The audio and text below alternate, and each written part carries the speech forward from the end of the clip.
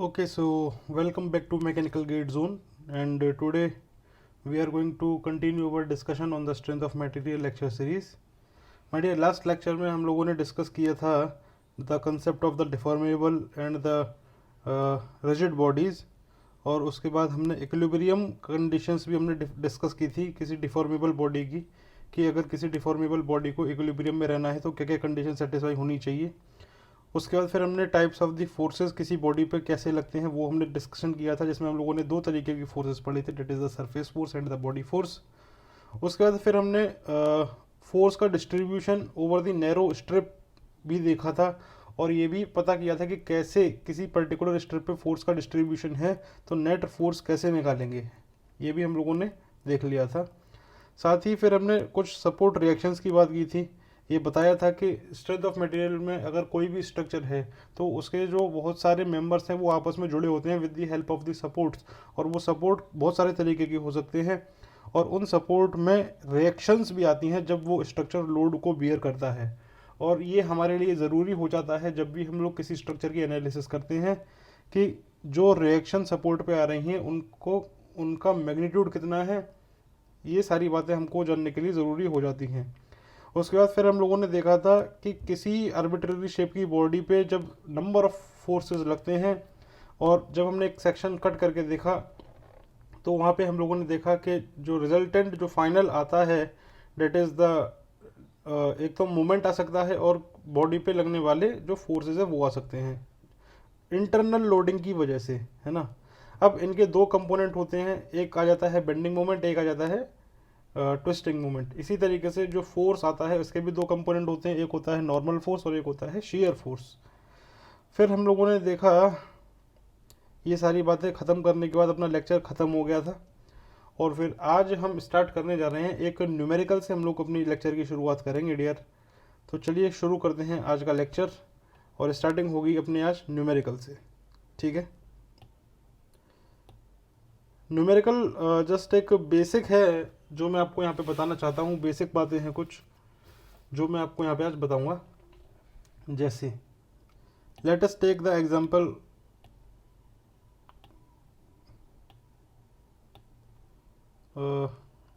Late us say कि ये क्या है, हमारे पास एक वॉल है, वॉल, और इस वॉल में एक कैंटिलीवर बीम है लाइक दिस, ठीक है, कैंटिलीवर बीम है। और इस वॉल पे जो कैंटिलीवर बीम है तो यहाँ पे इसके ऊपर लोडिंग है, और लोडिंग कुछ इस तरीके की यहाँ पे दी हुई है लाइक दिस। दूसरे कलर से दिखा देता हूँ।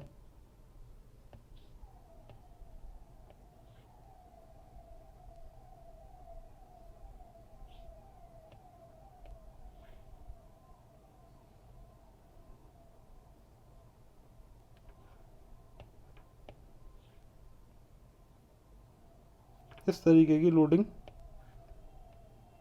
गिवन है, और आप जानते हैं कि ये क्या है, जो फोर्स इसके ऊपर लग रहे हैं, जो लोड है ये क्या है, डिस्ट्रीब्यूटेड है। और डिस्ट्रीब्यूटेड लोड के साथ साथ जो लोड की इंटेंसिटी है with respect to the length, ये क्या हो रही है, ये कम होती जा रही है ना। और जो मैक्सिमम इंटेंसिटी है लोड की वो है कहाँ पे, eight the fixed end of this beam. ये वाला जो एंड है माय डियर, ये क्या है, फिक्स्ड एंड है। और लेट अस से ये हो गया एंड ए और ये हो गया एंड बी। जो इंटेंसिटी है लोड की वो है maximum at the fixed and, और ये हो गया हमारे पास कितना, 270 न्यूटन मीटर। मैंने बताया था ये फोर्स पर यूनिट लेंथ में दिया जाएगा। अब जैसे जैसे हम लोग इस डायरेक्शन में आगे बढ़ेंगे फ्रॉम ए टू बी, तो जो इंटेंसिटी ऑफ लोड है वो पर यूनिट लेंथ कम होती जा रही है, इसलिए जो ये लोड है ये है uniformly varying load having maximum intensity at the fixed end and zero at the free end. Clear. ना क्वेश्चन हमारा क्या है कि कंसीडर कीजिए, मैं यहाँ पे आपको इसका एक लेंथ भी दे देता हूँ। लेट अस से कि एक पॉइंट है हमारे पास यहाँ पे, पॉइंट नंबर सी, ठीक है, एक पॉइंट है हमारे पास यहाँ पे पॉइंट नंबर सी। नाउ ए और सी के बीच का ये जो डिस्टेंस है ये कितना है, 3 मीटर है। और सी से मैं पॉइंट नंबर सी को थोड़ा और आगे शिफ्ट कर देता हूँ, लाइक दिस। ये हो गया हमारे पास पॉइंट नंबर सी। और जो सी से लेके बी तक का जो डिस्टेंस है ये है कितना, 6 मीटर का। ये है कितना, 6 मीटर का। ठीक है जी। तो यहाँ पे ये क्वेश्चन में ये बोल रहे हैं कि ये जो पॉइंट नंबर सी है ना, यहाँ पे जो इंटरनल लोडिंग होंगी उसका रिजल्टेंट हमको फाइंड करना है। Determine the resultant internal loading acting on the cross section at point C. ठीक है, सी पे लगने वाला नेट इंटरनल जो लोड है वो कितना होगा, वो यहाँ पे हम लोगों को देखेंगे। अब यहाँ पे बात आती है, सबसे पहला क्वेश्चन जो यहाँ पे आता है वो ये कि क्या इस क्वेश्चन में फिक्स्ड एंड पे लगने वाली सपोर्ट रिएक्शन को फाइंड करना ज़रूरी है कि नहीं।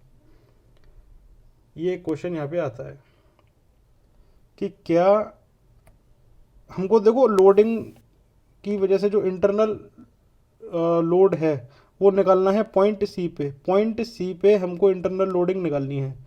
पॉइंट सी पे जितनी भी इंटरनल लोडिंग होगी वो हमको फाइंड करनी है। तो सबसे पहला क्वेश्चन ये आता है कि क्या फिक्स्ड एंड पे लगने वाले रिएक्शंस जो होंगे वो निकालना ज़रूरी है क्या? आंसर है नहीं। क्यों नहीं निकालना ज़रूरी है? इसका सीधा सीधा कंसेप्ट है कि माय डियर, आप क्या करो कि इस बीम को 2 टुकड़े में काट लो। ये हो गया हमारे पास सेक्शन लेटर से एस एस। अब माय डियर, इस सेक्शन के 2 पार्ट हैं, एक तो है टूवर्ड्स राइट और एक है टूवर्ड्स लेफ्ट। अगर माय डियर आप इस सेक्शन का राइट वाला पोर्शन कंसीडर करते हो, है ना, ये जो सेक्शन है हमने कंसीडर किया है passing through this point C. अब इस सेक्शन के 2 हिस्से हैं, एक तो राइट वाला एक है लेफ्ट वाला। अगर राइट वाला पोर्शन कंसीडर करते हो तो माय डियर आपको बीम का ये वाला हिस्सा स्टडी करना पड़ेगा, और अगर आप लेफ्ट वाला पोर्शन कंसीडर करते हो तो माय डियर आपको बीम का लेफ्ट वाला हिस्सा कंसीडर करना पड़ेगा। तो हम देखते हैं कि सिंपल कहाँ से पड़ेगा, है ना माय डियर। सिंपल अगर आप देखो उसकी सिंप्लिसिटी, तो माय डियर राइट हैंड से सॉल्व करना ज़्यादा आसान है, क्योंकि अगर आप लेफ्ट साइड कंसीडर कर रहे हो तो my dear left side consider जब आप करोगे तो यहाँ देखो, ये जो पॉइंट नंबर ए है ये है फिक्स्ड सपोर्ट। तो यहाँ पे आपको सपोर्ट रिएक्शन कैलकुलेट करना ज़रूरी है ना। साथ ही साथ में ये जो आपके पास लोडिंग बनेगी राइट साइड की, ये सेक्शन कट करने के बाद ये लोडिंग बनेगी, तो आप देखो कि ये जो है ये क्या है, एक ट्रेपेजियम है। ये ट्रेपेजियम समझ में आया? तो ट्रेपेजियम का एरिया फाइंड करना पड़ेगा नेट लोड निकालने के लिए, उसके बाद सपोर्ट रिएक्शन निकालोगे तो लेफ्ट साइड से कंसीडर करना ज़्यादा मुश्किल पड़ेगा। इसलिए हम लोग क्या करेंगे, right side of this beam हम लोग कंसीडर करेंगे, right side of this section हम लोग इस कंसीडर करेंगे। तो यहाँ पे देखिए, अब मैं देखो क्या कर रहा हूँ, मैं सिर्फ बीसी पोर्शन को यहाँ बनाता हूँ। ये देखो,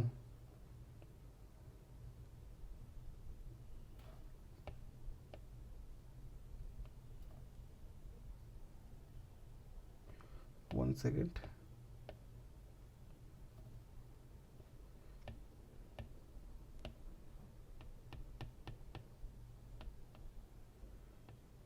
ये देखो मैंने सिर्फ यहाँ पे आपको बी सी पोर्शन बना के दिखाया है, और मैंने सेक्शन का राइट वाला हिस्सा यानी कि ये वाला हिस्सा कंसीडर किया है। तो आप यहाँ पे देखोगे कि जो लोडिंग डायग्राम होगा ना वो भी अभी भी एक ट्रायंगल होगा, लाइक दिस। और अच्छा सा दिखाएं तो देखो,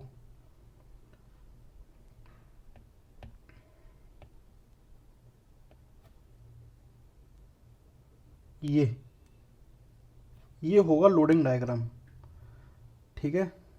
और ये होंगे इसके इंटेंसिटी हर पॉइंट पे जो कि डिक्रीज होती जा रही है। अब क्वेश्चन है कि इस पॉइंट सी पे जो लगने वाला जो लोड है इसका इंटेंसिटी कितनी होगी। तो माय डियर ये 270 न्यूटन मीटर नहीं होगी, ये 270 न्यूटन मीटर नहीं होगी। 270 न्यूटन मीटर तो फिक्स्ड एंड पे थी जो कि थी मैक्सिमम। अब ये जो है लेंथ के साथ में लीनियरली डिक्रीज कर रहा है, ये लेंथ के साथ में लीनियरली डिक्रीज कर रहा है। तो यहाँ पे लगने वाला जो लोड होगा वो कुछ 270 ना होकर कि 270 से कुछ कम होगा। अब देखो यहाँ पे जो लगने वाला लोड है वो कैसे पता करेंगे, यहाँ पे हम लगाएंगे सिमिलर ट्रायंगल का कंसेप्ट। सिमिलर ट्रायंगल का कंसेप्ट जब हम लगाएंगे तो माय डियर एक काम करो, ये हो गया हमारे पास ए डैश और ये हमारे पास हो गया सी डैश। तो आप triangle A dash A B देखो, triangle A dash A B जब आप देखोगे तो यहाँ पे इंटेंसिटी कितनी हो गई 270, कितनी लेंथ पे है 9, 3 + 6 9। अब ट्रायंगल देखो सी सी डैश बी, यानी कि ये वाला ट्रायंगल देखो सी सी डैश बी, तो यहाँ पे इंटेंसिटी हमको पता नहीं है लेकिन लेंथ हमको यहाँ से पता है कितनी है 6 है, केवल 6। तो यहाँ से हमको intensity of load at point C पता चल जाएगा और वो कितना होगा, यहाँ पे आप देख लीजिए ये होगा 180 न्यूटन पर मीटर। ठीक है, तो ये हो गया हमारे पास कितना 180 न्यूटन पर मीटर। क्लियर है? ओके। नाउ अब ये जो 180 न्यूटन पर मीटर है ये तो ठीक बात है। अब यहाँ पे देखो जो पॉसिबल अगर हम लोग बात करें पॉइंट सी पे लगने वाले जो रिएक्शंस होंगे, इंटरनल लोडिंग जो होंगी पॉइंट सी पे लगने वाली, वो कौन कौन सी हो सकती हैं। मैं उसकी डायरेक्शन अपने हिसाब से मान सकता हूँ। आंसर अगर पॉजिटिव आएगा तो हमारा एज्यूम्ड डायरेक्शन सही था, अगर आंसर नेगेटिव में आता है तो हमारा जो माना हुआ डायरेक्शन है वो उल्टा है एक्चुअल से। ठीक है, तो पॉइंट नंबर सी पे मैं सपोज करो मान लेता हूँ कि इस पॉइंट सी पे एक एक्सियल फोर्स लग रहा था और इंटरनल एक्सियल लोड है पॉइंट सी पे वो मैंने मान लिया कि इस डायरेक्शन में लग रहा है और लेट अस से मैंने इसको कह दिया क्या normal force at point C N C. Clear? और फिर मान लेते हैं कि यहाँ पे शेयर फोर्स भी है एक पॉइंट सी पे, जब हम देखेंगे तो शेयर फोर्स भी है, उसका भी डायरेक्शन मैं मान लेता हूँ। पहले मैं इसका ये सिंबल चेंज कर दूँ, साइन कलर। ठीक है, अब हम यहाँ पे मान लेते हैं कि जो शेयर फोर्स है वो ऊपर की तरफ लग रहा है लाइक दिस, और ये हो गया शेयर फोर्स और उसको हमने दिखा दिया वी सी से। ठीक है, एंड लेट अस से कि मूवमेंट भी है, लेट अस से मूवमेंट भी है ना, मूवमेंट भी लग रहा है पॉइंट सी पे। तो लगने वाला जो मूवमेंट होगा वो मैंने उसको इस तरीके से दिखा दिया like this M C. My dear ये पूरा स्ट्रक्चर इक्विलिब्रियम में है। तो यहाँ पे एक बात समझिए कि पूरा स्ट्रक्चर इक्विलिब्रियम में है तो इसका मतलब ये भी है कि स्ट्रक्चर का कोई भी एक पार्ट अगर आप कंसीडर कर रहे हो तो वो भी इक्विलिब्रियम में होगा। ठीक है, अब इक्विलिब्रियम देखेंगे कैसे वो यहाँ पे देख लेते हैं। माय डियर ये जो लोडिंग कर्व है ये क्या है, एक ट्रायंगल है, डिस्ट्रीब्यूटेड लोड है। तो सिंपल सी बात है कि इसके ऊपर जो लगने वाला जो नेट लोड होगा डेट इज 6 मीटर की स्पेन पे ये लग रहा है, 6 मीटर की लेंथ पे लग रहा है, उसका एक रिजल्टेंट होगा और जो रिजल्टेंट होगा वो क्या होगा, इसके अंदर का एरिया, इस ट्रायंगल का एरिया। तो ये हो जाएगा कितना हाफ, बेस कितना है 6 और हाइट कितनी है एट दी टॉप मैक्सिमम ये है 180। तो ये हो जाएगा हमारे पास कितना 180 इंटू 6 डिवाइडेड बाई 2, तो ये हमारे पास आ जाता है 540 न्यूटन। मतलब ये जो लोडिंग है डिस्ट्रीब्यूटेड लोडिंग है, यूनिफॉर्मली वेरिंग लोड है। तो यहाँ पे जो लगने वाला इसका जो रिजल्टेंट है वो कितना है 540 न्यूटन, 540 न्यूटन, क्योंकि 180 की यूनिट क्या थी न्यूटन पर मीटर, इसमें मल्टीप्लाई कर रहे हो 6 मीटर का, तो मीटर से मीटर कैंसिल हो जाएंगे, आंसर आएगा न्यूटन में 540 न्यूटन। नाउ ये जो 540 न्यूटन है ये इस ट्रायंगल के सेंट्रॉइड पे लगेगा और ट्रायंगल का सेंट्रॉइड आप अच्छी तरीके से जानते हो कि वो बेस से h/3 की डिस्टेंस पे होता है। तो लेट अस से कि ये हो गया इसका सेंट्रॉइड और यहाँ से ये फोर्स पास कर रहा है जिसका रिजल्टेंट है कितना 540 न्यूटन, और ये स्पेन के बेस से h/3 की डिस्टेंस पे, h क्या हो गया ये टोटल हाइट 6 मीटर, तो 6 मीटर का 1/3 कितना हो जाएगा 2 मीटर की डिस्टेंस पे ये एक्ट करेगा फ्रॉम द पॉइंट सी। तो बचा हुआ ये कितना हो जाएगा, ये हो जाएगा 4 मीटर। ठीक है, अब यहाँ पे एक बात समझो कि अगर किसी स्ट्रक्चर को अगर इक्विलिब्रियम में रहना है तो इसको इक्विलिब्रियम कंडीशन सेटिस्फाई करनी पड़ेंगी, और इक्विलिब्रियम कंडीशन क्या थी, net force should be zero और net movement about any point should be zero. Clear है? ओके, तो ये है कहानी। अब यहाँ पे समझते हैं। देखो, ये था हमारे पास पॉइंट नंबर बी और ये हो गया हमारे पास पॉइंट नंबर सी, जिसकी हम लोग यहाँ पे बातचीत कर रहे हैं। तो मैं अगर सबसे पहली इक्वेशन लगाता हूँ कि नेट फोर्स जो है वो यहाँ पे दो डायरेक्शन में है। एक तो net force in X direction should be zero होना चाहिए और net force in the Y direction should be zero होना चाहिए। अगर आप एक्स डायरेक्शन में देखो तो सिर्फ और सिर्फ हमने एक ही फोर्स दिखाया है और वो है क्या? N C, that is the normal force acting at point C. Normal force acting at point C, ठीक है। तो यहाँ पे अगर आप देखो तो ये जो एन सी है इसको क्या होना पड़ेगा? ज़ीरो होना पड़ेगा। मतलब there will not be any normal force acting at point C. Normal force will be zero at point C. However if you consider the net force along the Y direction, तो force क्या है? Vector quantity है, तो upward जो लगने वाला force है उसको पॉजिटिव मान लेते हैं और नीचे लगने वाला जो फोर्स है वो कितना है? 540 न्यूटन का है, उसको नेगेटिव मान लेते हैं और ये हमारे पास कितना हो जाएगा? ज़ीरो हो जाएगा। Net force should be zero. तो इसका मतलब क्या हो गया कि जो वी सी की वैल्यू है, date is the shear force जो होगा एट पॉइंट सी, जो शेयर फोर्स होगा एट पॉइंट सी वो कितना होगा? ये होगा 540 न्यूटन इन अपवर्ड डायरेक्शन, क्योंकि हमारा आंसर जो आया है पॉजिटिव आया है। तो assumed direction is correct, assumed direction is correct. Now अगर हमको बात करनी है मूवमेंट की कि क्या कोई मूवमेंट भी आएगा, तो हाँ, net movement should be zero about any point. कोई सा भी पॉइंट ले लो, कोई सा भी पॉइंट ले लो, उसके अबाउट जो मूवमेंट है वो ज़ीरो आना चाहिए। क्लियर है? तो यहाँ पे देखते हैं।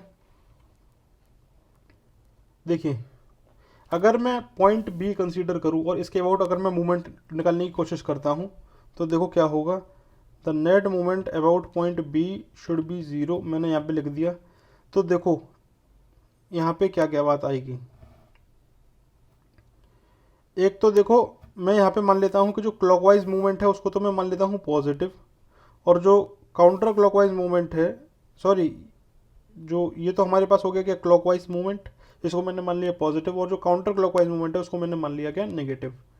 तो आप इस देखो कि एम सी जो मूवमेंट है बी के अबाउट, बी के रेस्पेक्ट में जो एम सी है ये कैसा है? क्लॉकवाइज है, तो मैंने इसको क्या मान लिया है? पॉजिटिव। तो ये हमारे पास आ गया क्या? एक मूवमेंट आ गया एम सी। अब इसके बाद एन सी की वजह से कोई मूवमेंट नहीं आएगा, यहाँ पे हम लगाएंगे प्लस का साइन, और जो वी सी जो शेयर फोर्स आया है इसकी वजह से जो मूवमेंट आएगा वो कितना आ जाएगा? ये आ जाएगा 540 into the gap between C and B, that is the 6 metre. उसके बाद जब हम और आगे चलेंगे तो देखेंगे कि ये जो 540 न्यूटन पूरा है, देखो सी से बी तक जाने में ये पूरा का पूरा लोडिंग आ गई, सी से बी तक जाने में पूरी की पूरी लोडिंग आ गई। समझ रहे हो इस बात को? सी से बी तक जाने में जिस पॉइंट के अबाउट आप मूवमेंट निकाल रहे हो, है ना, तो वहाँ पे देख लो कि जो फोर्स है वो पूरा, जो फोर्स डिस्ट्रीब्यूशन है वो पूरा का पूरा कंप्लीटली आ रहा है कि नहीं आ रहा है। सी से बी तक जा रहे हो तो जितनी लोडिंग इसमें थी वो सारी की सारी आ गई।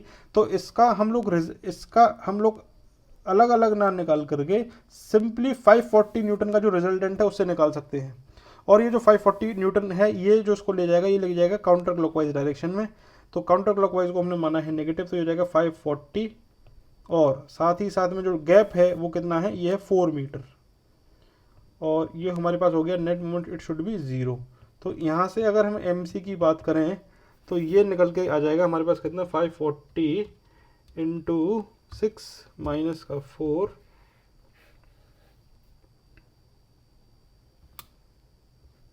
तो ये आ जाएगा हमारे पास कितना? 1080, वो भी नेगेटिव में। तो आ जाएगा -1080 न्यूटन मीटर, -1080 न्यूटन मीटर। कहने का क्या मतलब है कि जो हमारे पास आंसर नेगेटिव में आया है तो इसका मतलब ये है कि एम सी का जो डायरेक्शन है, एम सी का जो डायरेक्शन है, मैं दिखाता हूँ आपको एम सी का डायरेक्शन। देखो एम सी का जो डायरेक्शन है वो ये ना हो करके एम सी कुछ इस तरीके से लगेगा, ये डायरेक्शन करेक्ट है, ठीक है। एक्चुअल डायरेक्शन इसकी ये होगी मूवमेंट की एट पॉइंट सी। तो इस तरीके से हम लोग इंटरनल लोडिंग निकाल सकते हैं किसी भी पॉइंट पे at the with in the member, of any structure, कोई सा भी स्ट्रक्चर हो, सिंपल फ्री बॉडी डायग्राम बनाएं, सारे लोड देखें कि कौन कौन से लोड लग रहे हैं, फिर ये भी पता करें कि क्या यहाँ पे अगर हम बात करते हैं क्या यहाँ पे लगने वाला जो सपोर्ट रिएक्शन है वो निकालना ज़रूरी है, वो भी हम लोग एनालिसिस करेंगे। और वो कैसे आएगा, प्रैक्टिस से आएगा। माय डियर, आप यहाँ पे समझिए कि मैंने यहाँ पे आपको जो नेट मूवमेंट था वो बी के अबाउट ज़ीरो करके दिखाया था। अगर अगर किसी किसी के दिमाग में यहाँ पे अभी एक क्वेश्चन आ रहा होगा कि क्या हम इस पॉइंट ये जो हमने लिया है इसके अबाउट मूवमेंट ज़ीरो कर सकते हैं, मैं कह रहा हूँ बिल्कुल कर सकते हैं, लेकिन कॉम्प्लेक्सिटी ऑफ द क्वेश्चन बढ़ जाएगी। माय डियर, ये जो आपने सेक्शन कंसीडर किया है जिसके अबाउट नेट मूवमेंट ज़ीरो कर रहे हो, तो इसके दोनों तरफ लोड है, एक ये वाला है और एक ये वाला है, तो ये तो हो गया ट्राइंगल। इसका रिजल्टेंट इसके अबाउट मूवमेंट निकालेगा।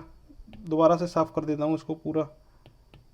देखो अभी जो हमने यहाँ पे दिखाया था कि 540 न्यूटन का जो लग रहा था, यहाँ पे लग रहा था, तो इसके अबाउट अगर हम मूवमेंट निकालें इस पॉइंट के अबाउट, तो किसी के डाउट आ रहा होगा, तो देखो कैसे करेंगे।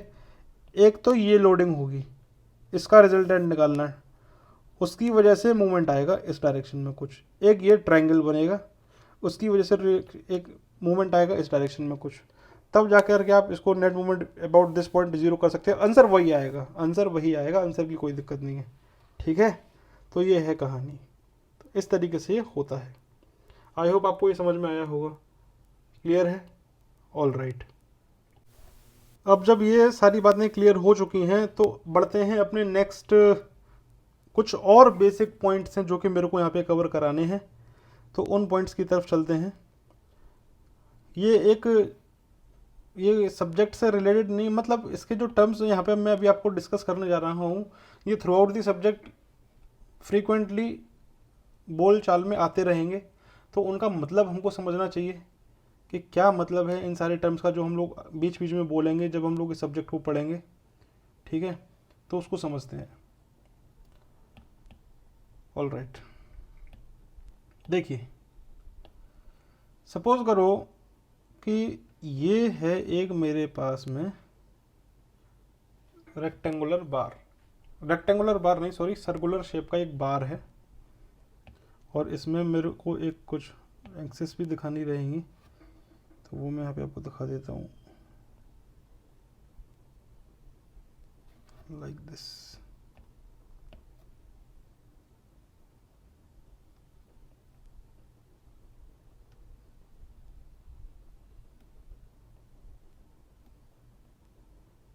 बस अब देखते रहिए अभी क्या क्या हो रहा है।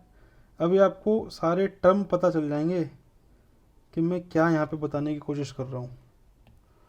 यहाँ पे कुछ पॉइंट बनाते हैं।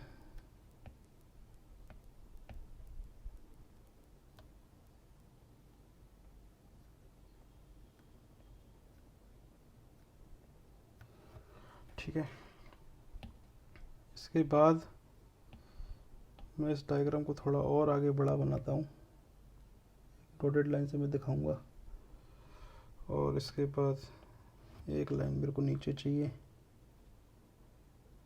Yes, like this. और इसके बाद यहाँ पे मेरे को इसका क्रॉस सेक्शन दिखाना है, तो एक सर्कल भी चाहिए रहेगा।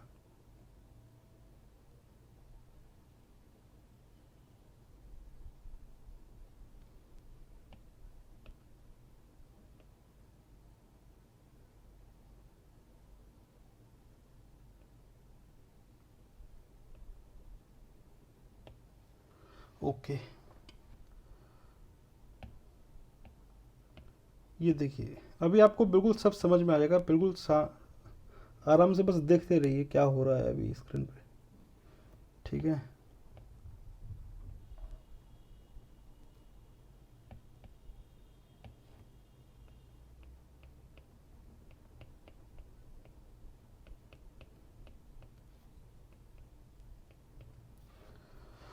ओके, नाउ मैं यहाँ पे आपको एक दिखाया हूँ एक सिलेंड्रिकल बार, ठीक है, जिसकी कुछ लेंथ है और सर्कुलर उसका क्रॉस सेक्शन है, और जो सर्कुलर क्रॉस सेक्शन है उसका diameter throughout the length क्या है, कांस्टेंट है।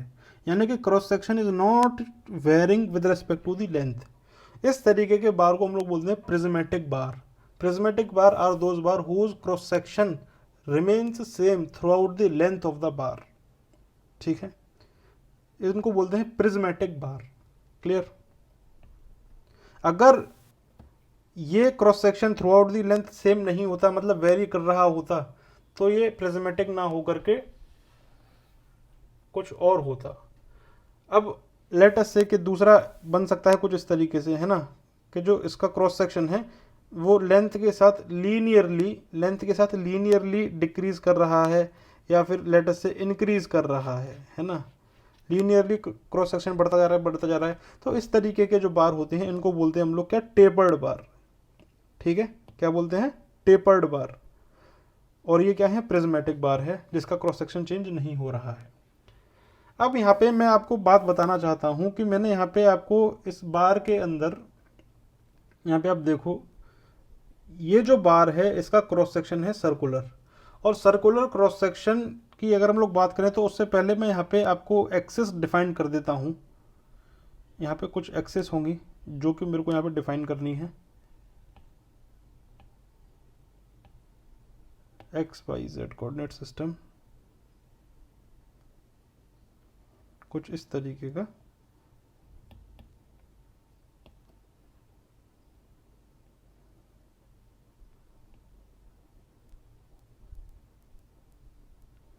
ठीक है, इस तरीके से मैंने बना दिया। अब यहाँ पे आप समझ सकते हो कि लेटस से कि ये हो गया हमारे पास क्या, जेड एक्सिस, ये हो गया हमारे पास क्या, एक्स एक्सिस, और ये हो गया हमारे पास वाई एक्सिस। तो आप समझ रहे होंगे कि जो ये क्रॉस सेक्शन मैंने आपको दिखाया है ये है, अगर कोई बंदा यहाँ खड़ा होकर के इसको साइड से देखेगा तो उसको ये सर्कल दिखाई देगा जो कि लाई कर रहा होगा एक्स वाई प्लेन में। तो ये हो गई हमारे पास वाई एक्सिस, और ये हो गई हमारे पास क्या, एक्स एक्सिस। ठीक है, और इसके परपेंडिकुलर डायरेक्शन में, आउटवर्ड में और इनवर्ड में एक जेड एक्सिस होगी, एक परपेंडिकुलर डायरेक्शन में जेड एक्सिस होगी, जिसके अक्रॉस इस बीम की लेंथ हमको हो मालूम पड़ेगी। ठीक है, तो ये है कहानी। माय डियर, आप यहाँ पे समझ रहे होंगे कि जो सर्किल है इसकी दो एक्सिस ऑफ सिमेट्री हैं, यानी कि अगर इस सर्किल को वाई एक्सिस के अबाउट कट करो या फिर इस सर्किल को एक्स एक्सिस के अबाउट कट करो, तो यहाँ पे दोनों जो पोर्शन होंगे बिल्कुल एग्जैक्टली सिमिलर होंगे। कट करके एक दूसरे के ऊपर रखोगे तो बिल्कुल सेम क्रॉस सेक्शंस होंगे दोनों कट करने के बाद, चाहे एक्स एक्सिस से कट कर लो चाहे वाई एक्सिस से कट कर लो। जब ऐसे फिगर जो होते हैं इनको बोलते हैं सिमेट्रिक सेक्शंस, है ना, ऐसे जो सेक्शंस होते हैं इनको हम लोग बोलते हैं सिमेट्रिक सेक्शंस। माय डियर, किसी फिगर की जो ज्योमेट्री है, किसी भी फिगर की जो ज्योमेट्री है उसमें एक टर्म होता है सेंट्रॉइड। सेंट्रॉइड, ठीक है। अब वो जो सेंट्रॉइड होता है वो उस क्रॉस सेक्शन के एरिया का सेंटर होता है। किसी क्रॉस सेक्शन के जो एरिया है उसका सेंटर क्या है उसको हम लोग बोलते हैं सेंट्रॉइड। और सिमेट्रिकली बॉडीज के केस में, जिस ऐसी बॉडीज जो सिमेट्रिकल हैं अबाउट एक्स एक्सिस और वाई एक्सिस, उनका जो सेंट्रॉइड होता है ना वो बिल्कुल बीचों बीच उनके सेंटर पे लाई करता है। तो अगर हम इस सर्कुलर बार की अगर यहाँ पे बात करते हैं तो जो इनका सेंट्रॉइड होगा ना वो बिल्कुल बीचों बीच यहाँ लाई करेगा इसके सेंटर पे। तो यहाँ पे आप देख सकते हो कि यहाँ पे अगर मैं इस सिलेंडर को कट करूँ तो मैं इसके कितने टुकड़े कर सकता हूँ। I can make infinite number of pieces of the cylinder if I cut along the length. जैसे कि बिल्कुल सीधा सीधा काटूंगा, 1 कट 2 कट 3 कट 4 कट 5 कट 6 7 8 9 10 up to infinite I can cut down this cylinder. ठीक है, समझ में आ गई बात, क्लियर है ना। तो कहने का मतलब ये है कि आप एक काम करो, सिलेंडर को समझने के लिए क्या करो, एक डिस्क लो, डिस्क, और उसके जैसी हजारों डिस्क उसके ऊपर रखते चले जाओ रखते चले जाओ रखते चले जाओ। तो जो डिस्क थी, जो प्लेट थी, है ना, जो प्लेट थी, जब आप उस प्लेट के ऊपर प्लेट रखते चले जाओगे तो वो एक सिलेंडर का शेप ले लेगी। कहने का मतलब ये है। तो there are infinite number of cross sections a body can have infinite number of cross sections, ठीक है। अब infinite number of cross section होंगे तो हर क्रॉस सेक्शन का एक सेंटर होगा, और सिमेट्रिक बॉडीज के केस में वो बिल्कुल बीचों बीच आएगा। तो यहाँ पे सर्कुलर बार है तो इसके इनफाइनाइट नंबर ऑफ सेंट्रॉइड होंगे, जो कि ये मैंने आपको दिखाए हैं। 1 centroid, 2 centroid, 3 centroid, 4 centroid, 5 centroid, 6 centroid, 7 centroid, ऐसे करके चलते चले जाएंगे। इसमें बीच में और मार्क कर लो, ठीक है। तो ये हो गई सेंट्रॉइड। अब एक आती है क्या, लॉन्गिट्यूडनल एक्सिस। लॉन्गिट्यूडनल एक्सिस क्या होती है माय डियर, एक इमेजिनरी लाइन होती है जो कि हर क्रॉस सेक्शन के सेंट्रॉइड को ज्वाइन करके बनाई जाती है।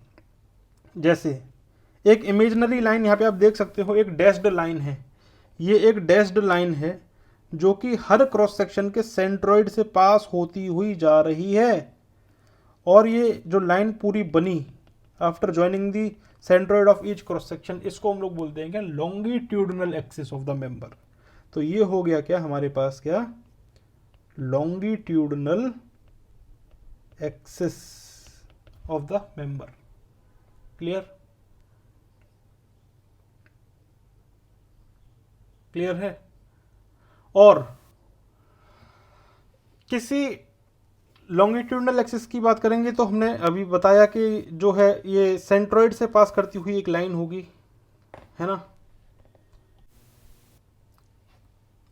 अब बात आती है कि प्लेन ऑफ क्रॉस सेक्शन क्या होता है। Cross section of a plane क्या होता है।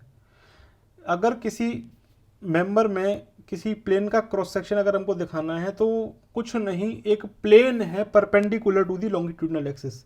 जैसे मैंने इसके यहाँ पे 2 टुकड़े कर दिए, तो इसका एक क्रॉस सेक्शन इधर होगा और एक क्रॉस सेक्शन इधर होगा।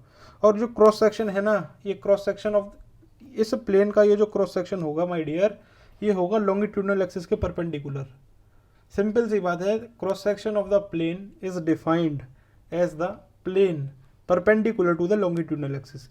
माय डियर, अगर आप एक पेन लेना, पेन, और इस पेन को एकदम इस पॉइंट पे, ये जो पॉइंट यहाँ पे मैं आपको दिखा रहा हूँ, बिल्कुल इसके ऊपर ले जाके वर्टिकली रख देना, तो ये जो पेन है माय डियर, ये क्या है, लॉन्गिट्यूडनल एक्सिस है। ये जो पेन आपका काम करेगा लॉन्गिट्यूडनल एक्सिस का काम करेगा। और इस लॉन्गिट्यूडनल एक्सिस के परपेंडिकुलर में जो एक्स वाई प्लेन है, ये क्या है, प्लेन ऑफ क्रॉस सेक्शन है। मैं यही बताना चाह रहा हूँ। क्लियर है, आई होप आपको समझ में आया होगा। ओके, ये तो बात हो गई थोड़ी सी ज्योमेट्री के बारे में। अब हम यहाँ पे बात करते हैं डिफरेंट टाइप्स ऑफ लोडिंग के बारे में, है ना। तो मैं यहाँ पे आपको बता देता हूँ। देखो, मैं यहाँ पे आपको कुछ लोड लगा करके यहाँ पे आपको दिखाता हूँ इस मेंबर के ऊपर, और बताता हूँ कि उन लोड की जो नेमिंग है वो कैसे की जाती है। ठीक है, ओके। लेट अस से कि एक फोर्स इस मेंबर पे लग रहा है और कुछ इस तरीके से लग रहा है, और इस फोर्स का जो नाम है मैंने इसको दे दिया फोर्स P। ठीक है, एक लोड। इसी तरीके से एक दूसरा लोड मैं यहाँ पे आपको दिखा रहा हूं, और वो लोड है ये वाला।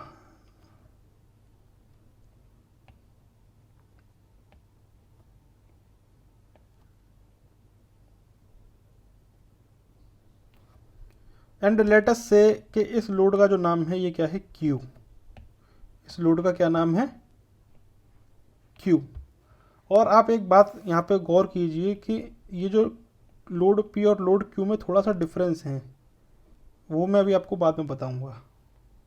ठीक है, और एक दूसरा लोड मैं यहाँ पे आपको दिखा रहा हूँ, और वो जो दूसरा लोड मैं यहाँ पे आपको दिखा रहा हूँ वो यहाँ पे आप देखो, वो है कुछ इस तरीके से। एंड लेट अस से कि ये हो गया हमारे पास क्या, लोड R। और एक लोड और दिखाऊं मैं अगर आपको, तो ये हो गया कुछ इस तरीके से, लाइक दिस, और मैंने इसका नाम दे दिया S। अब यहाँ पे आपको P और Q तो थोड़ा बहुत समझ में आ रहा है, लेकिन R और S लोड समझ में नहीं आ रहा होगा। जब आर और एस समझ में नहीं आ रहा है तो इसको दिखाने के लिए हम जाते हैं इसके क्रॉस सेक्शन पे। ठीक है, जब आप इसको साइड, जब आप इसको यहाँ से देख रहे हो, जब आप इसको यहाँ से खड़े होकर के देख रहे हो तो आपको कुछ इस तरीके का दिख रहा है। लेकिन अगर मैं किसी बंदे को बोलूँ कि साइड से खड़े होकर के देखो, तो देखो उसको कुछ इस तरीके का दिख रहा होगा। मैं यहाँ पे बना रहा हूँ कि ये हो गया हमारे पास यहाँ पे आर। ठीक है, और एक दूसरा जो लोड उसको दिख रहा होगा, हो सकता है कि वो इस तरीके से लग रहा हो, ये। तो ये हो गया हमारे पास क्या, एस। आप यहाँ पे देख रहे हैं कि ये आर और एस थोड़े से डिफरेंट हैं, सेम नेचर के हैं लेकिन थोड़ा सा डिफरेंस है इनमें। ठीक है, वो क्या है वो यहाँ पे हम लोग यहाँ पे समझ लेते हैं। देखो यहाँ पे हम बात करने जा रहे हैं सबसे पहले एक्सियल लोड के बारे में। एक्सियल लोड के बारे में, एक्सियल लोड वो लोड होता है जो कि क्रॉस सेक्शन के तो परपेंडिकुलर हो और पास कर रहा हो through the centroid of that cross section, है ना। ऐसा लोड जो कि क्रॉस सेक्शन के परपेंडिकुलर है और पास कर रहा है through the centroid of that cross section, उसको हम लोग बोलते हैं क्या, एक्सियल लोड। तो अगर मैं यहाँ पे आपको बताऊं कि लोड P को देखो, तो लोड P जो है normal to the cross section है, normal to the cross section है और पास कर रहा है थ्रू द सेंट्रोइड। तो ये जो P होगा, ये जो P होगा, ये जो P होगा, ये हो जाएगा हमारे लिए एक्सियल लोड। क्या हो जाएगा, एक्सियल लोड। दूसरा तरीका यह है कि एक ऐसा लोड जो कि एक्ट कर रहा हो along the longitudinal axis of the member, उसको हम लोग बोलते हैं एक्सियल लोड। आप देखो P जो लोड लग रहा है वो लग रहा है अलोंग द लॉन्गिट्यूडनल एक्सिस। ये क्या है, लॉन्गिट्यूडनल एक्सिस है माय डियर। लॉन्गिट्यूडनल एक्सिस के अलोंग जो लोड लग रहा है उसको हम लोग एक्सियल लोड बोल सकते हैं। ये दूसरी तरीके से हम लोगों ने इसको डिफाइन कर दिया माय डियर। P लोड को डिफाइन कर दिया, लेकिन Q लोड अभी भी बचा हुआ है। लेकिन आप एक बात देखिए कि Q भी एक एक्सियल लोड है, Q भी एक एक्सियल लोड है क्योंकि perpendicular to the cross section लग रहा है। लेकिन थोड़ा सा इसमें डिफरेंस है और वो ये कि Q सेंट्रोइड पे ना लग करके सेंट्रोइड से किसी पर्टिकुलर डिस्टेंस पे लग रहा है, ये देखो। और वो जो डिस्टेंस है वो है x। ठीक है, ये जो डिस्टेंस है वो क्या है, x। तो ऐसा लोड जो कि क्रॉस सेक्शन के तो परपेंडिकुलर हो और सेंट्रोइड से कुछ डिस्टेंस की दूरी पर लग रहा हो, इसको हम लोग बोलते हैं क्या, इसेंट्रिक एक्सियल लोड। तो ये हो जाएगा हमारे पास क्या, इसेंट्रिक एक्सियल लोड। तो पॉइंट जो लोड Q है वो क्या है, इसेंट्रिक एक्सियल लोड है। ऐसा लोड जो कि क्रॉस सेक्शन के तो परपेंडिकुलर है लेकिन लॉन्गिट्यूडनल एक्सिस पे ना एलोंग ना लग करके या फिर सेंट्रोइड पे ना लग करके सेंट्रोइड से कुछ दूरी पे लग रहा है, इसको हम लोग बोलते हैं क्या, इसेंट्रिक एक्सियल लोड। और वो जो दूरी है सेंट्रोइड की और लाइन ऑफ एक्शन उस लोड की, Q का जो लाइन ऑफ एक्शन है वो ये है और जो सेंट्रोइड का जो लाइन है that is the longitudinal axis वो ये है। इसके बीच की ये जो दूरी है x, इसको हम लोग बोलते हैं क्या, इसेंट्रिसिटी। इसको हम लोग क्या बोलते हैं, इसेंट्रिसिटी। ठीक है, ओके। तो दूसरा तरीका ये है, तो हमने क्या बताया, इसेंट्रिक एक्सियल लोड एक ऐसा लोड है जो कि एक्ट करता है perpendicular to the cross section and does not pass through the centroid of that cross section. दूसरा तरीका यह है कि लोड एक ऐसा लोड जो कि पैरेलल हो longitudinal axis of the member. ये लॉन्गिट्यूडनल एक्सिस है मेंबर की, इसके पैरेलल में देखो Q लोड लग रहा है और ये जो लोड है ये क्या है, इसेंट्रिक एक्सियल लोड है। ठीक है, क्लियर, क्लियर है, ओके। अब यहां पे आप समझिए कि लॉन्गिट्यूडनल एक्सिस के अलावा देखो यहाँ पे अगर हम बात करते हैं लॉन्गिट्यूडनल एक्सिस की, तो देखो ये जो हमने जेड एक्सिस बनाई थी एलोंग, जिसके एलोंग हमने क्या दिखाया लेंथ, ये हो गई हमारी लॉन्गिट्यूडनल एक्सिस। और लॉन्गिट्यूडनल एक्सिस के अलावा ये जो दो एक्सिस बची हैं एक्स और वाई एक्सिस, इसको हम लोग बोलते हैं कि ट्रांसवर्स एक्सिस। क्या बोलते हैं? Transverse axis. एक लॉन्गिट्यूडनल एक्सिस होगी और दो ट्रांसवर्स एक्सिस होंगे। ठीक है, क्लियर। अब यहाँ पे देखिए लोड आर को, देखिए लोड आर को, अगर यहाँ पे आप लोड आर को गौर करें तो देखेंगे लोड आर को देखने के लिए सबसे बेहतर है कि आप इसके साइड व्यू को देखें, इसको देखें, और आप देखेंगे कि जो लोड आर है ये क्या है, parallel to the cross section है, क्रॉस सेक्शन के परपेंडिकुलर नहीं है, parallel to the cross section है। यानी कि एक्सियल लोड तो हमारा perpendicular to the cross section था। अगर आप पी फोर्स को देखो, अगर आप पी लोड को देखोगे तो आप देखोगे कि ये जो है एक्स वाई प्लेन के परपेंडिकुलर डायरेक्शन में है along the Z axis, Z axis के अलोंग लग रहा है, और जेड एक्सिस के अलोंग क्या है, लॉन्गिट्यूडनल एक्सिस है। लेकिन ये जो लोड आर आप यहाँ पे देख रहे हो ये perpendicular to the cross section ना होकर के parallel to the cross section है, और सेंट्रॉइड से पास कर रहा है। ये देखो सेंट्रॉइड है ये। तो ऐसे लोड जो कि क्रॉस सेक्शन के पैरेलल लगते हैं वो कहलाते हैं क्या, शेयर। और जाहिर सी बात है एक लॉन्गिट्यूडनल एक्सिस हो गई तो इसके अलावा जो बची हुई एक्सिस हैं वो क्या है, ट्रांसवर्स एक्सिस है। तो इसको हम लोग बोलेंगे क्या, ट्रांसवर्स शेयर लोड। तो यहां पे जो आर है ये है क्या, transverse share load, transverse share load. Clear. Now इसके अलावा जो एस है ये भी आप देखो, ये parallel to the cross section है। जो एस लोड लग रहा है ये वाला, ये भी parallel to the cross section है, लेकिन ये सेंट्रॉइड से पास ना होकर के सेंट्रॉइड से कुछ दूरी पे है। तो आप देख रहे हो कि इस बीच की दूरी को क्या बोलेंगे, एसेंट्रिसिटी। और ये जो एस है ये है तो ट्रांसवर्स शेयर, लेकिन कुछ सेंट्रॉइड पे ना लग करके कुछ दूरी पे लग रहा है, तो इसको हम लोग बोलेंगे क्या, eccentric transverse share load, ETSL, eccentric transverse share load. Clear है? ओके। तो ये थे कुछ बेसिक बातें, है ना, ये थी कुछ बेसिक बातें। All right.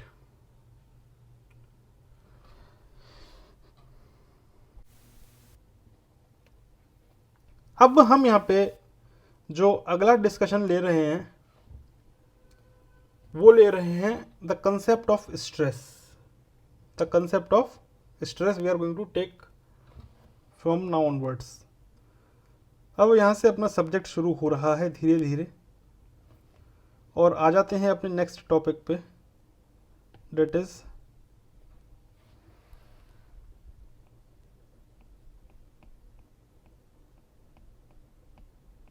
स्ट्रेस। क्लियर है? ओके। तो स्ट्रेस को समझने से पहले हम वापस से अपने पुराने उस डायग्राम पे चलते हैं, और वो डायग्राम था ये वाला। और यहाँ पे थोड़ा सा साफ सफाई करते हैं पहले, पुरानी गंदगी जो यहाँ पे हमने मचाई थी इसको यहाँ से हटाते हैं, क्योंकि यहीं से हमको समझना है स्ट्रेस का कंसेप्ट। ठीक है ना।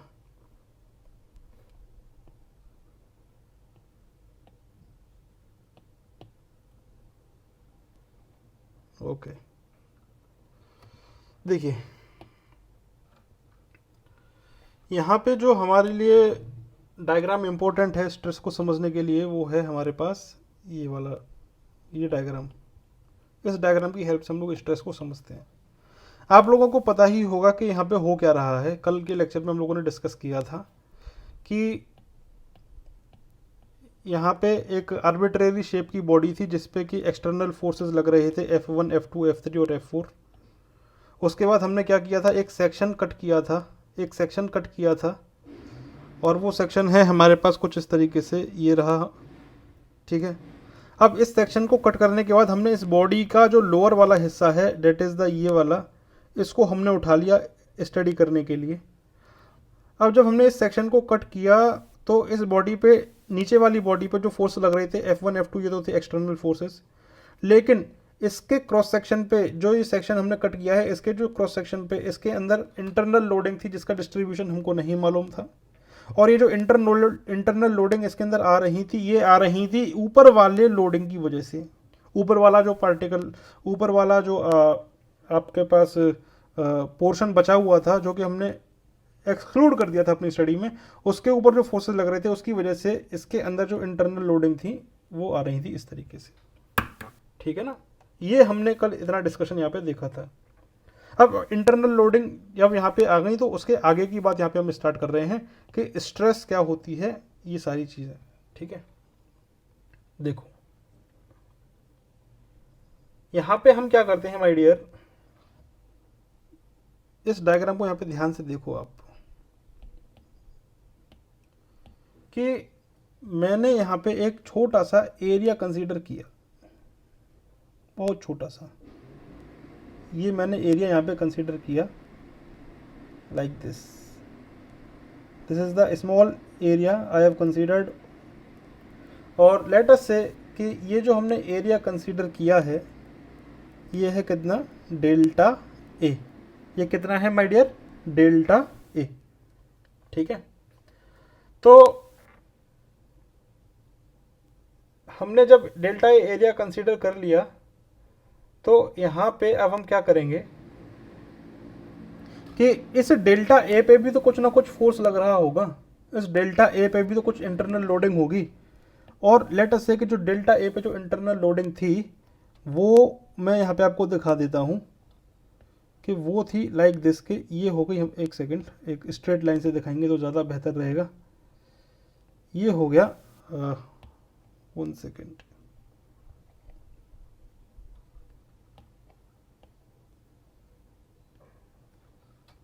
क्या हो रहा है ये, सॉरी।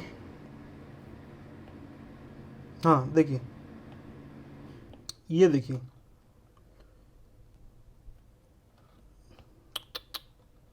बन क्यों नहीं रहा है,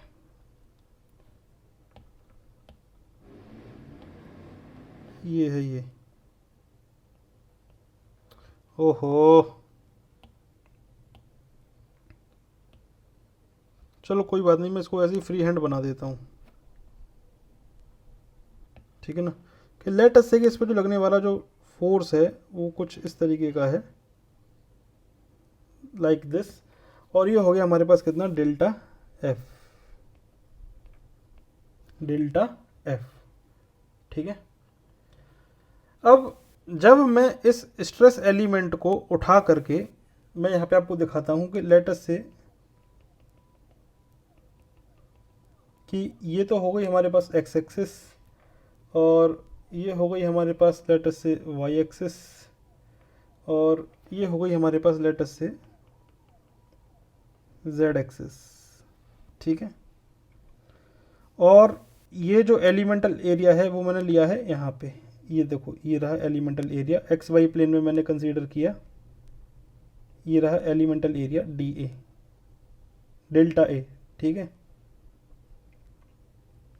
और इस पे जो इंटरनल फोर्स लग रहा था वो लग रहा था delta F like this, delta F like this. ठीक है, तो आप यहाँ पे एक बात समझो कि इस डेल्टा एफ के ना 3 कंपोनेंट होंगे, इस डेल्टा एफ के 3 कंपोनेंट होंगे, और वो कौन कौन से होंगे वो मैं यहाँ पे आपको दिखा देता हूँ।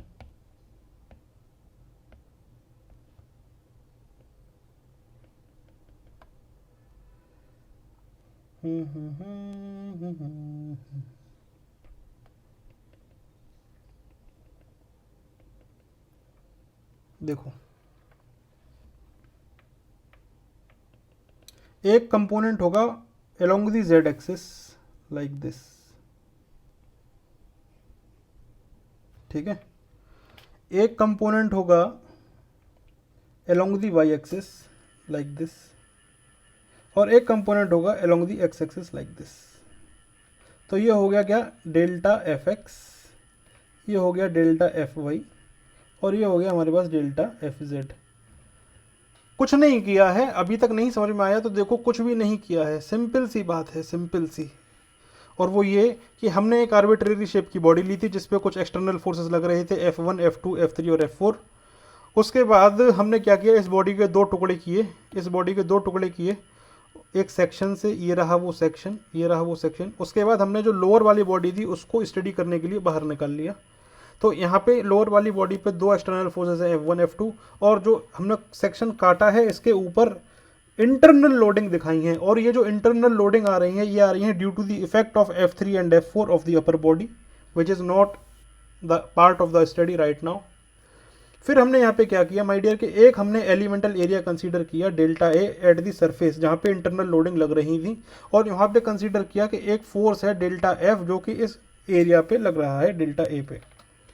तो हमने ये एज्यूम किया कि ये जो डेल्टा ए एलिमेंटल एरिया जो हमने लिया है ये लाई कर रहा है एक्स वाई प्लेन में, और जो डेल्टा एफ इसके ऊपर एक फोर्स लग रहा है वो जनरलाइज्ड इन किसी भी एक पर्टिकुलर डायरेक्शन में लग रहा है।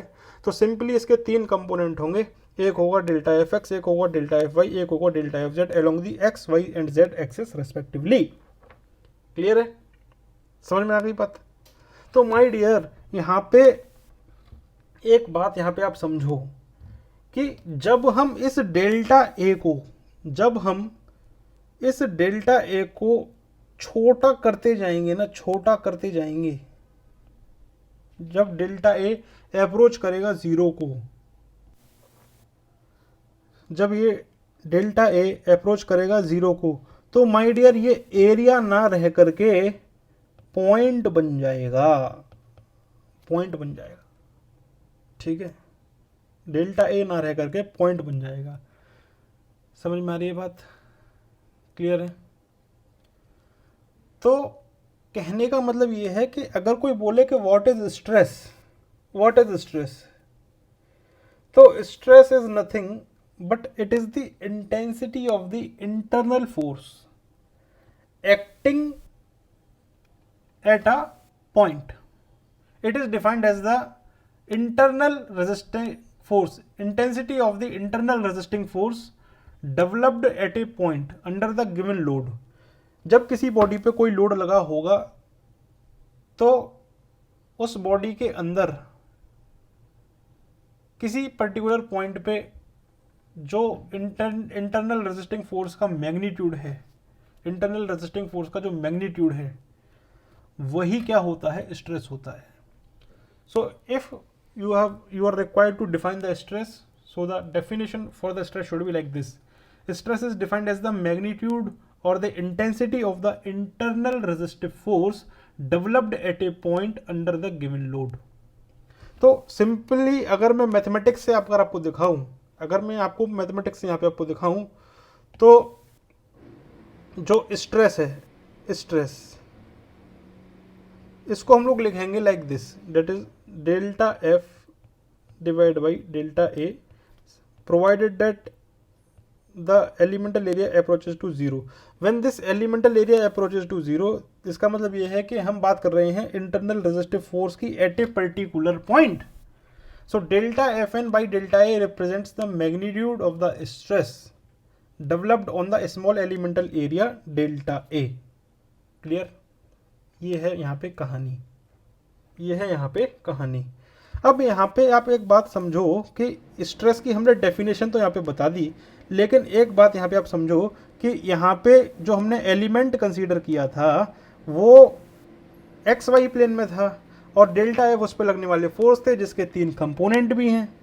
तो माय डियर अभी यहाँ पे आपको बताया था कि यहाँ पे जो तीन कंपोनेंट है X, delta F X, delta F Y, delta F Z.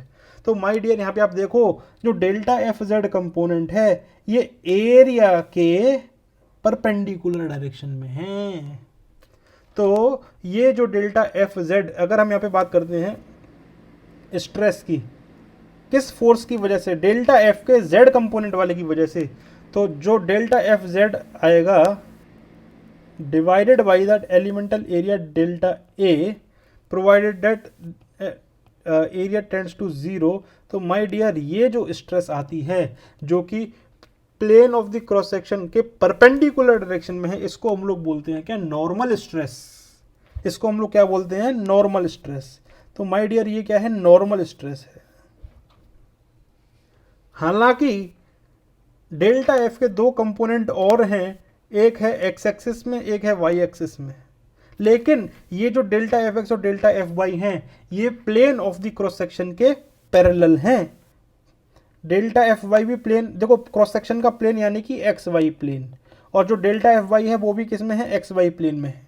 ठीक है, तो माय डियर ऐसे लोड, ऐसे इंटरनल लोड क्या करेंगे, शीयर स्ट्रेस लगाएंगे। क्या लगाएंगे, शीयर स्ट्रेस लगाएंगे। ठीक है, तो अगर कोई बोले कि delta F Y divided by the delta A provided that the elemental area tends to 0, so we are saying the magnitude of the internal resistive, अब ये क्या है, internal resistive shear force है डियर, ये shear force है, क्योंकि ये जो डेल्टा एफ वाई कंपोनेंट है ये है parallel to the cross section, ये क्या है, parallel to the cross section. Clear है ना, ये है क्या, shear स्ट्रेस। क्लियर, लेकिन यहाँ पे अभी एक बात है, क्योंकि यहाँ पे shear स्ट्रेस ना दो हैं, एक तो हो गई एफ वाई की वजह से, एक आएगी एफ एक्स की वजह से। वो कैसे आएगी वो यहाँ पे देख लो, शेयर स्ट्रेस यहाँ पे आ गई टाउ, एक आएगी एफ एक्स की वजह से, क्योंकि एफ एक्स भी क्या है, एक ऐसा लोड है जो कि parallel to the cross section है, बस उसकी डायरेक्शन ऑफ एक्शन, जिस डायरेक्शन में वो एक्ट कर रहा है वो डायरेक्शन अलग है, इसीलिए हमने इसको एक अलग से शेयर स्ट्रेस दिखा दी, like this, delta A tends to 0। ठीक है, तो सिंपली अगर कोई बोले स्ट्रेस क्या है, तो stress is the intensity of the internal resisting force developed eight A point under the given load. ठीक है, ये हो गई स्ट्रेस की डेफिनेशन। ठीक, और यहां पे आपने देखा कि stress can be of two types, normal stress और shear stress. Normal stress when the internal resisting force is acting perpendicularly to the elemental area, तो वो क्या हो जाएगा, नॉर्मल स्ट्रेस हो जाएगा। अगर इंटरनल रेजिस्टिव फोर्स एक्ट कर रहा है एलिमेंटल एरिया के पैरेलल, तो वो हो जाएगा शेयर। अब यहाँ पे देखो शेयर दो हैं, यहाँ पे शेयर दो हैं, कौन कौन सी हैं, एक तो है इस एफ वाई की वजह से, ये एफ वाई की वजह से, और एक एफ एक्स की वजह से। तो माय डियर आप एक बात यहाँ पे समझो कि ये जो हमने एलिमेंटल एरिया लिया है ना, ये जो हमने शेयर स्ट्रेस का रिप्रेजेंटेशन है वो कैसे रिप्रेजेंट करते हैं, एक्चुअल में स्ट्रेस क्या है, एक टेंसर क्वांटिटी है, सेकंड ऑर्डर टेंसर क्वांटिटी है। आपने बचपन में पढ़ा होगा स्केलर क्वांटिटीज, वेक्टर क्वांटिटी, और एक होती है सेकंड ऑर्डर टेंसर, यानी कि इसमें मैग्नीट्यूड भी होगा और साथ ही साथ इसमें दो डायरेक्शन होंगी, ध्यान रखो, एक मैग्नीट्यूड एंड दो डायरेक्शन, ऐसी क्वांटिटी कहलाती है कि second order tensor. Zero order tensor क्या होते हैं, स्केलर। फर्स्ट ऑर्डर टेंसर क्या होते हैं, वेक्टर। और सेकंड ऑर्डर टेंसर क्या होते हैं, जिसमें एक मैग्नीट्यूड और दो डायरेक्शन होती हैं। अब यहाँ पे रिप्रेजेंटेशन का तरीका देखो वो क्या है, वो यहाँ पे समझो। जैसे अगर आप यहाँ पे कंसीडर करते हो कि ये जो आपने एलिमेंटल एरिया कंसीडर किया था, ये था जेड एक्सिस, ये थी हमारी वाई एक्सिस, और ये थी हमारे पास क्या, एक्स एक्सिस। ठीक है, इस तरीके से थी। तो ये जो आपने एलिमेंटल एरिया कंसीडर किया है, इसका फेस किस तरफ है, जेड एक्सिस की तरफ है। अगर आप इस एलिमेंटल एरिया का ये जो फेस है, एक सेकंड, है ना, ये है जेड एक्सिस की तरफ।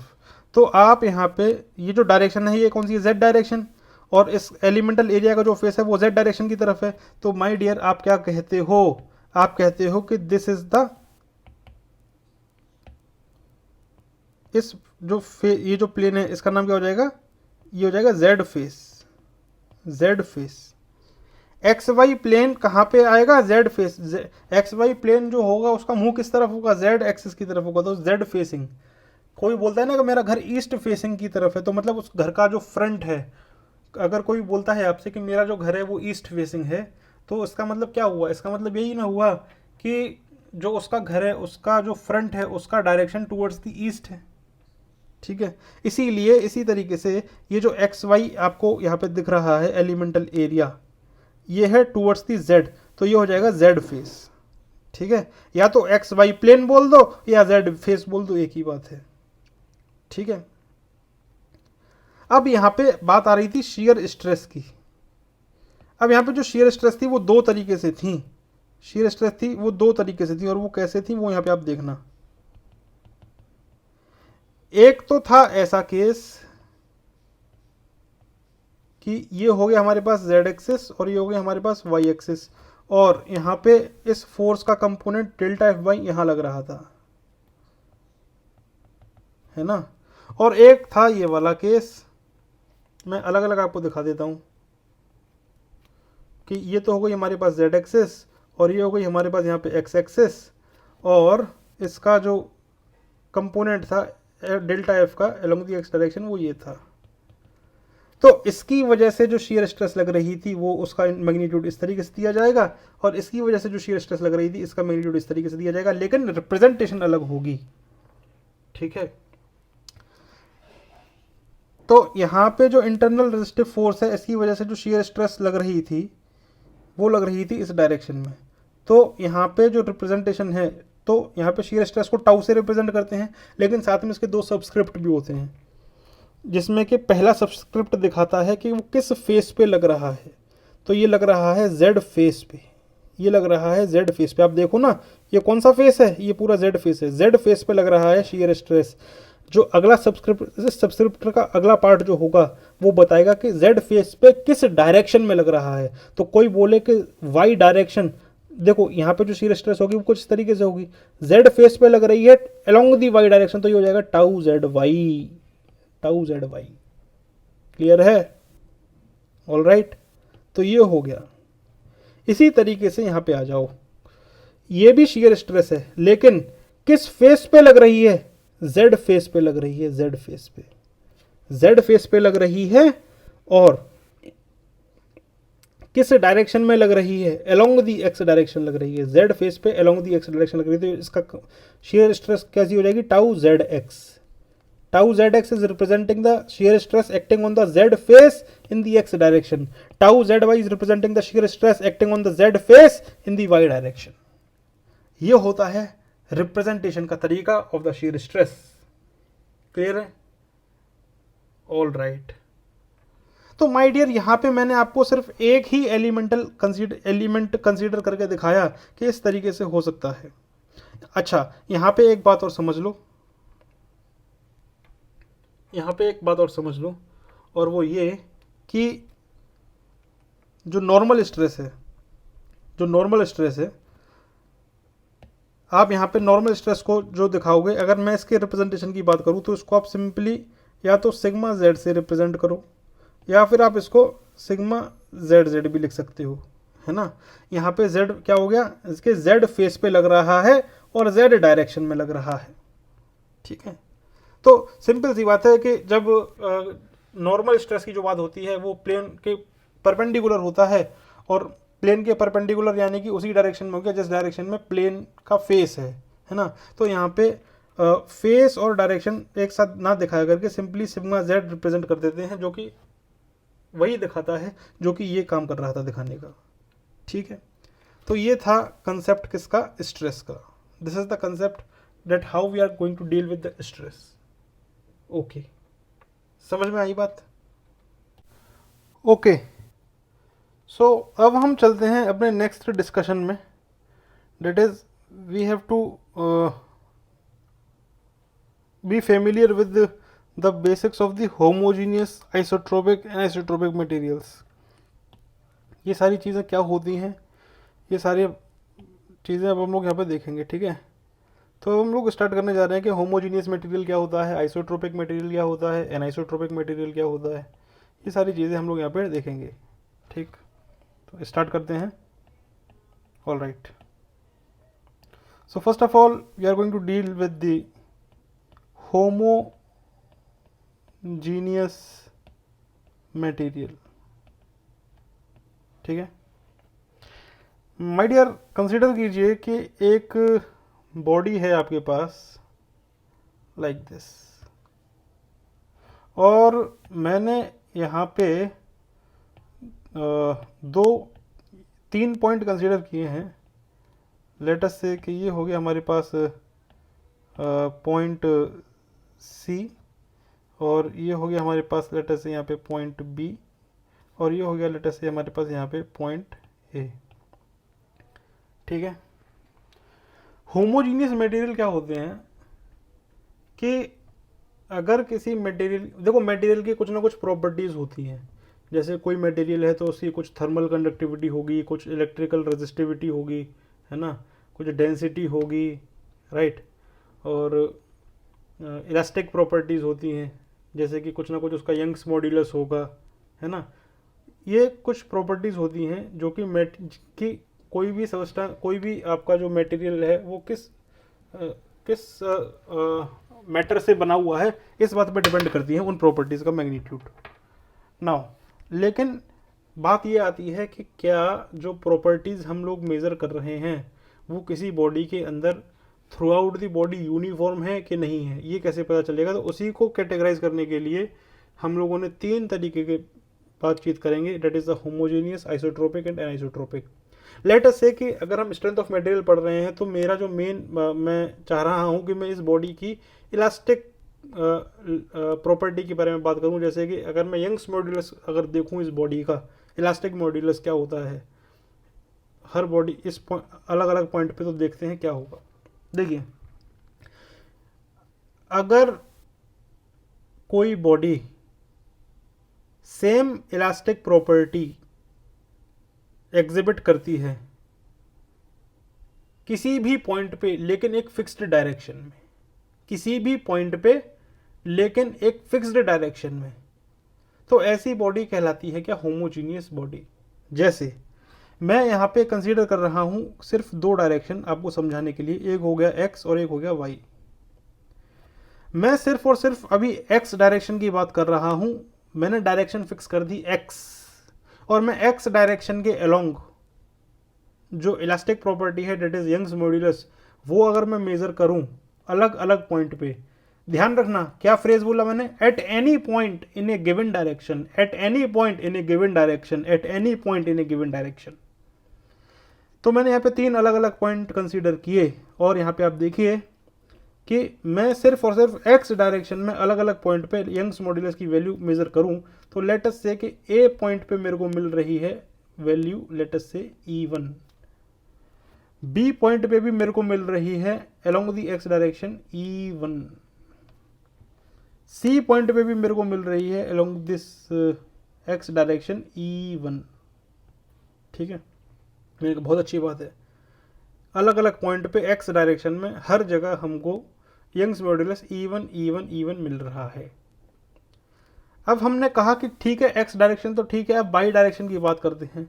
अब मैंने यहाँ पे क्या किया, वाई डायरेक्शन फिक्स कर दी, और मैं अलग अलग पॉइंट पे यंग्स मॉड्यूलस मेजर करूंगा अलोंग दी वाई डायरेक्शन। तो आप यहाँ पे समझो कि मान लो कि ए पॉइंट पे अलोंग दी वाई डायरेक्शन जो इलास्टिक मॉड्यूलस आया वो आया लेट अस से E2। ठीक है, E2। इसी तरीके से अगर बी पॉइंट पे मेजर किया अलोंग दी वाई डायरेक्शन तो वो भी आया लेट अस से E2। इसी तरीके से सी पॉइंट पे along the Y direction measure किया तो ये भी आया कितना हमारे पास यहाँ पे E2। तो आप यहाँ पे देखिए कि किसी फिक्स्ड डायरेक्शन में, एक फिक्स्ड डायरेक्शन में किसी भी पॉइंट पे इलास्टिक मॉड्यूलस सेम है। अगर मैंने डायरेक्शन एक्स फिक्स कर दी तो आप किसी भी पॉइंट पे देख लो elastic modulus E1 E1 E1 है। अगर मैंने यहाँ पे y डायरेक्शन फिक्स कर दी तो माय डियर किसी भी पॉइंट पे देखो elastic modulus E2 E2 E2 है। तो ऐसे मटेरियल कहलाते हैं क्या, होमोजीनियस मटेरियल, होमोजीनियस मटेरियल कहलाते हैं डियर। तो होमोजीनियस मटेरियल के अंदर जो प्रॉपर्टीज होती है ना वो होती हैं इंडिपेंडेंट ऑफ द पॉइंट्स। किस पॉइंट पे देख रहे हो उस पर डिपेंड नहीं करता, किस डायरेक्शन में देख रहे हो उस वो ज़्यादा मैटर करता है। ठीक है, बी पॉइंट पे देख लो, ए पॉइंट पे देख लो, सी पॉइंट पे देख लो, ये मैटर नहीं करेगा, किस डायरेक्शन में देख रहे हो वो मैटर करता है। अगर एक्स डायरेक्शन में मेजर कर रहे हो तो इलास्टिक मॉड्यूलस E1 है, और वाई डायरेक्शन में मेजर कर रहे हो तो elastic modulus my dear E2 है। ठीक है, तो ये है कंसेप्ट किसका, होमोजीनियस मटेरियल का। क्लियर। अब यहाँ पे हम बात करते हैं अपने अगले मटेरियल की, that is the isotropic material. ठीक है, अगला जो हमारा मटेरियल है वो क्या है, आइसोट्रोपिक मटेरियल। देखिए फिर से मैं एक यहाँ पे बॉडी कंसीडर कर लेता हूं। तो आइसोट्रोपिक मटेरियल क्या होते हैं, जब हम एक पॉइंट को फिक्स कर लें और उस पॉइंट पे किसी भी डायरेक्शन में अगर हम लोग मेजर कर रहे हैं कोई प्रॉपर्टी, अगर वो सेम आ रही है तो वो जो मटेरियल होगा वो होगा आइसोट्रोपिक मटेरियल। जैसे कंसीडर कर लो यहाँ पे मैंने एक पॉइंट को फिक्स कर दिया, that is a point A here. अब मैंने इस पॉइंट को फिक्स करके किसी भी डायरेक्शन में मैं यहाँ पे इलास्टिक मॉड्यूलस मेजर कर रहा हूँ। लेट अस से मैंने एक्स एक्सिस के अलोंग मेजर किया तो मेरे को मिला ई, मैंने वाई एक्सिस के अलोंग मेजर किया ये मेरे को मिला ई, ये मैंने जेड एक्सिस के अलोंग मेजर किया मेरे को इलास्टिक मॉड्यूलस मिला ई, और मैंने किसी पर्टिकुलर डायरेक्शन में at an angle theta measure किया फ्रॉम दिस एक्सिस तो यहाँ पे भी मेरे को इलास्टिक मॉड्यूलस मिला ई। तो the material is said to be isotropic when it exhibit same elastic properties in any direction at a given point, at a given point.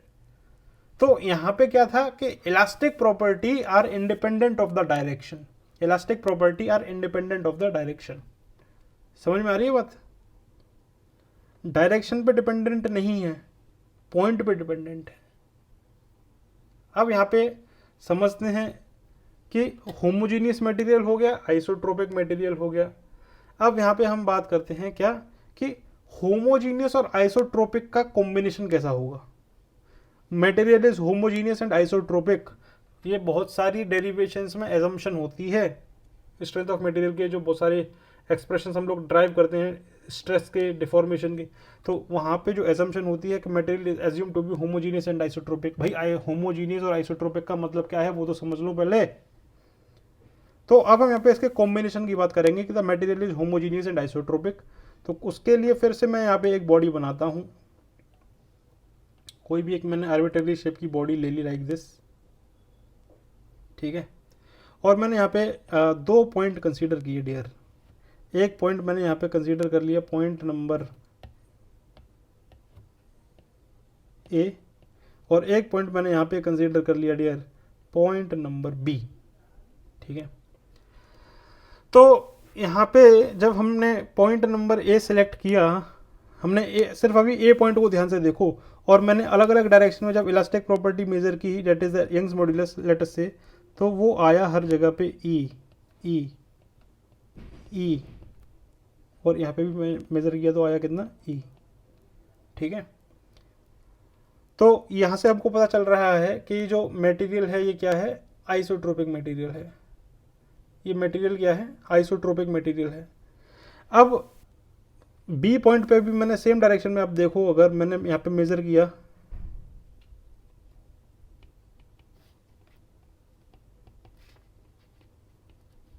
तो आप देखो कि बी पॉइंट पे भी ये सेम, कि बी पॉइंट को जब हमने फिक्स कर दिया तो किसी भी डायरेक्शन में सेम इलास्टिक मॉड्यूलस ई रिप्रेजेंट कर रहा है।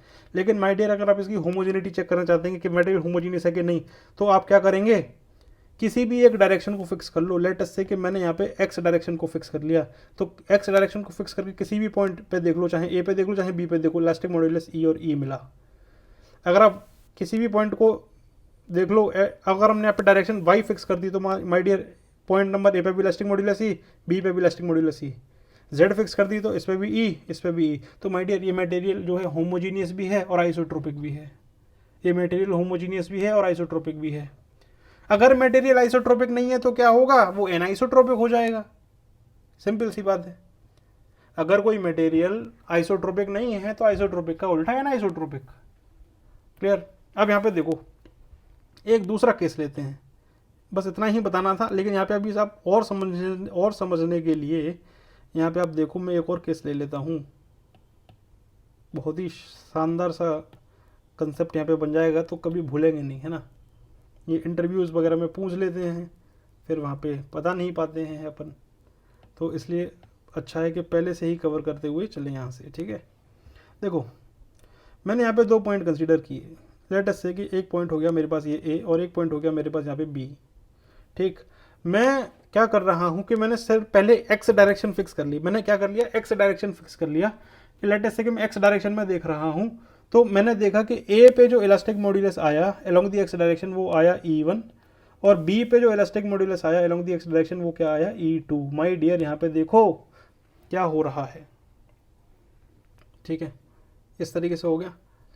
इसके बाद अगर मैंने वाई डायरेक्शन फिक्स कर दी तो यहाँ पे मैंने देखा, यहाँ पे मैंने क्या देखा कि लेट अस से कि यहाँ पे जो इलास्टिक मॉड्यूलस आ रहा है अलोंग दी वाई डायरेक्शन ए पे वो आ रहा है कितना E2, और जो बी पे भी इलास्टिक मॉड्यूलस आ रहा है अलोंग दी वाई डायरेक्शन ये कितना आ रहा है लेट अस से E2, ठीक। अब कोई बोले कि ये बताओ कि क्या ये जो मटेरियल है ये होमोजीनियस है या एनाइसोट्रोपिक है या आइसोट्रोपिक है। तो माय डियर आप यहाँ पे एक बात समझ सकते हैं, और वो ये कि यहाँ पे गलती हो गई है,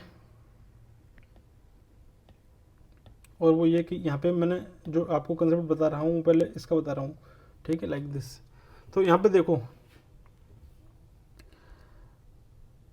किसी भी पॉइंट पे in a given direction, x direction की बात कर रहे हो तो elastic modulus E1, Y direction की बात कर रहे हो तो इलास्टिक मॉड्यूलस E2 सेम है। तो ये मटेरियल क्या हो जाएगा, होमोजीनियस हो जाएगा। ये क्या हो जाएगा, होमोजीनियस हो जाएगा। अब आइसोट्रोपिक एनाइसोट्रोपिक कैसे पता करेंगे, तो माय डियर एक पॉइंट फिक्स कर लो, एक पॉइंट फिक्स कर लो, और जब एक पॉइंट फिक्स कर लोगे तो फिर उस पॉइंट के पे किसी भी डायरेक्शन में देखना, किसी भी पॉइंट एक पॉइंट फिक्स कर लो। लेट अस से कि मैं सिर्फ एक पॉइंट ए को कंसीडर कर रहा हूँ, और इस पॉइंट पे किसी भी डायरेक्शन में देखो, चाहे एक्स एक्सिस में देखो चाहे वाई एक्सिस में देखो, इलास्टिक प्रॉपर्टी सेम नहीं है, इसीलिए ये मटेरियल आइसोट्रोपिक नहीं होगा, ये होगा होमोजीनियस एंड एनाइसोट्रोपिक मटेरियल। और इसका सबसे बढ़िया एग्जाम्पल जो है वो है क्या, वुड। वुड जो होती है लकड़ी, उसमें जो उसके फाइबर्स होते हैं, जो वुड के फाइबर्स होते हैं वो डायरेक्शनली ओरिएंटेड रहते हैं। आप कभी देखना वुड के क्रॉस सेक्शन को, है ना, एक सेट पैटर्न रहता है उनकी लेयर्स के बीच में, है ना। तो वहाँ से होमोजेनिटी तो पता चलती है लेकिन एनाइसोट्रोपी हो जाती है। अब नन होमोजीनियस और आइसोट्रोपिक की बात कर लो, नन होमोजीनियस और आइसोट्रोपिक की बात कर लो। तो ये हमने एक बॉडी ले ली, नन होमोजीनियस की बात करते हैं तो लेट अस से कि एक पॉइंट हमारे पास ये हो गया और एक पॉइंट हमारे पास यहाँ पे ये हो गया। तो एक डायरेक्शन में, एक ही डायरेक्शन में जो इलास्टिक मॉड्यूलस हैं वो अलग अलग होंगे, तो ये क्या हो जाएगा, नन होमोजीनियस हो जाएगा। लेट अस से ये हो जाएगा नन होमोजीनियस, ठीक है। ये क्या हो जाएगा, नन होमोजीनियस। नहीं, ये तो होमोजीनियस हो गया भाई, इसको यहाँ से हटाओ। अब ठीक है, किसी भी पॉइंट पे in a given direction elastic modulus is not same, at point A it is E1 and at point B it is E, so that's why it is non homogeneous. But if you consider a point, एक point पे focus करो और किसी भी direction में major करो, तो ये जो है माय डियर